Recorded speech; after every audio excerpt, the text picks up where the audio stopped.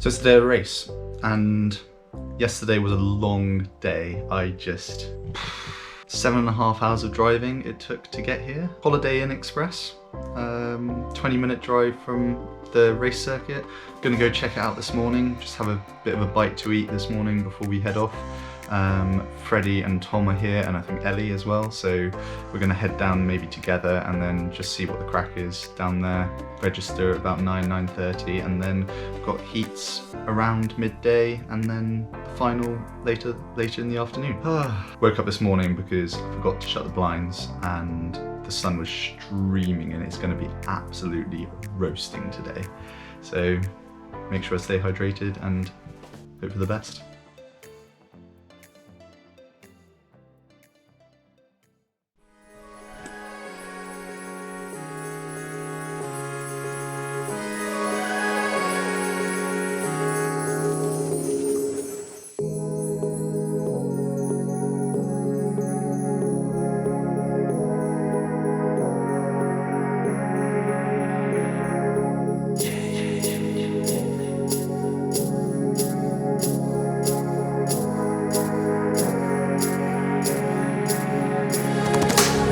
I mean, where do I begin? I still don't think I've cooled down from that race. I am absolutely sweltering, so hot still. Yeah, I mean, HETTON Triathlon, that's the topic of conversation today, and how outrageously hot it was, what kind of racing it was. It was intense racing, it was intense heat, it was intense in the heats. Yeah, like, great experience, don't get me wrong. However, would I have done stuff differently? Yeah, maybe. Travel, again, wasn't ideal.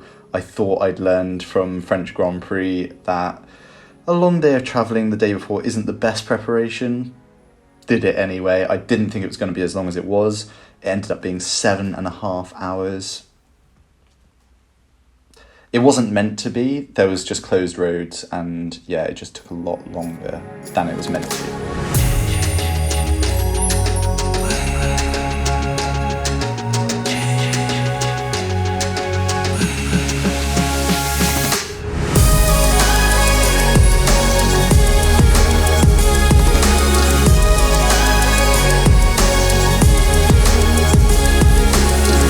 Getting into the race straight away, race day, obscenely hot. It was similar conditions to what I had in Eton a month or two before, when I got ridiculous cramp in my legs. But that being said, I was hydrating, I was eating loads, I was having electrolyte tabs from Healthspan, so I was trying to do everything that I could to keep hydrated and like able to race throughout the day.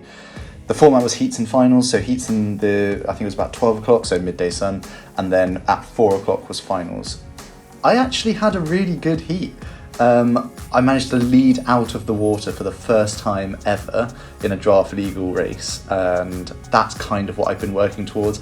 I sort of knew that I was capable of doing it, but I just hadn't executed it before. I just haven't been able to work my way through a group, get to the first buoy, and then navigate my way back towards the front or at the front.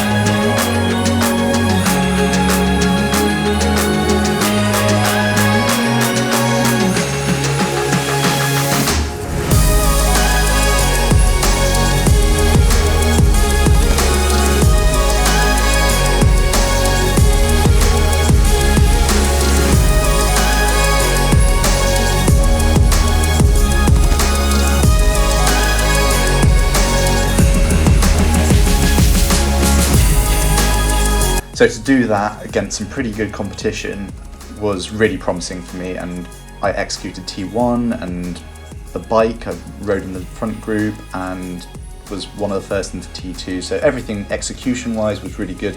Ended up coming third in the heat, which was really good as well, which put me in the final in a half-decent position.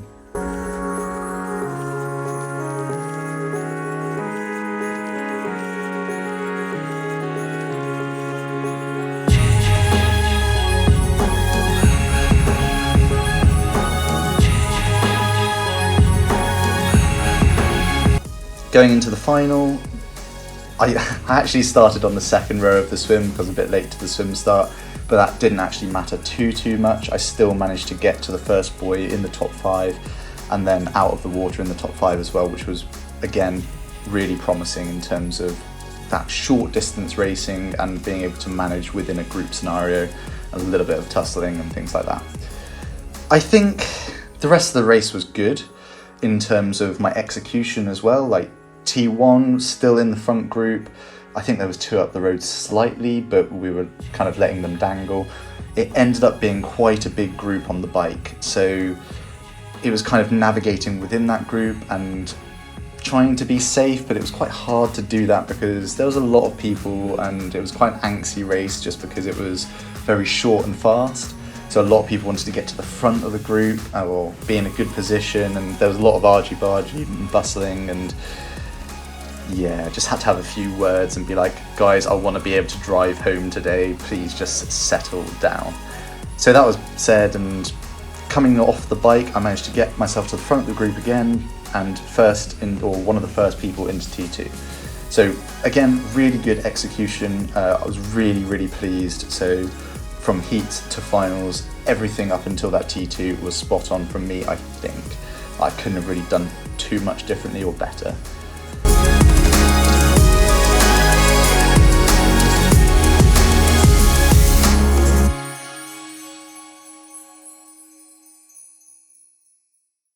Got into T2, stepped off the bike, and unfortunately my calves just gave way. It was very similar to Eton when I started doing the run, and my quad just cramped. So whether or not it was a similar sort of scenario with hydration or the heat or just suffering somewhere within that kind of climate, I don't know, but both my calves just went, and I was like, oh, god damn.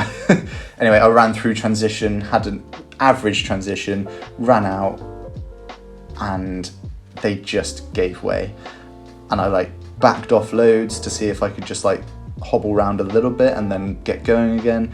And they were just having absolutely none of it. So I basically started jogging and then gave it a little bit more of an effort to see if I could start running again. And by this time, the group had gone, but I was trying to get a little bit of pace going again.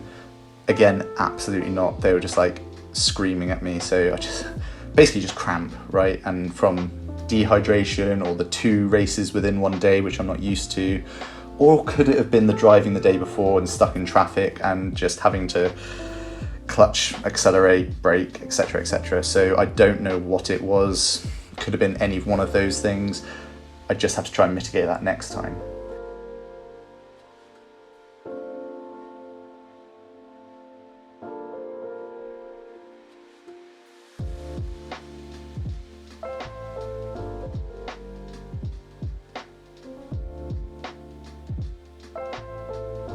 If we look at swim, bike, run, transition, swim, bike, run, transitions, I got 7/8 of the races or elements right. And I spoke to Luke about this, and we're just actually, that's a massive step forward. You've managed to execute the things that you've been really bad at in the past, and hopefully in the next couple of races, I'll be able to put together a whole performance where it's okay, you're actually delivering what you're capable of now. And everything up until that run was probably right, is where I'm at. And hopefully, without the ridiculous heat wave, without having driven 7.5 hours the day before, and not having 2 races within one day, I'll be able to execute a better performance. And I mean, I'm constantly looking for, not excuses, but reasons for these performances and hoping that they're going to come together. And that's the reason that I'm racing almost the equivalent of every other weekend, is to try and learn these things quicker and get a resolution quicker and hopefully a performance under the belt at some point. So yeah, I think all in all, a lot of positives to take away, big steps forwards. Again, I'm just still so hot in the flat and just outside training now. It's just ridiculous and so hard to keep cool. I assume that other people are struggling. Any tips on how to keep cool throughout the day or in the evenings or trying to sleep, please let me know in the comments. But yeah, I think a lot to take away, a lot to take forward, and just keep on doing what I'm doing. The next race is in about 3 weeks, so it's almost my mid-season. So it's almost my mid-season break now, and it's not 3 weeks is not a long time between races at all, but it's the longest that I've had so far this race season between races. So I'm gonna just settle down into a little bit of training now and prepare for Mallory, which is in a little bit over 3 weeks time. So yeah, thanks for watching. Hope you enjoyed today's little montage. Don't forget to like and subscribe. Doesn't take you 2 seconds.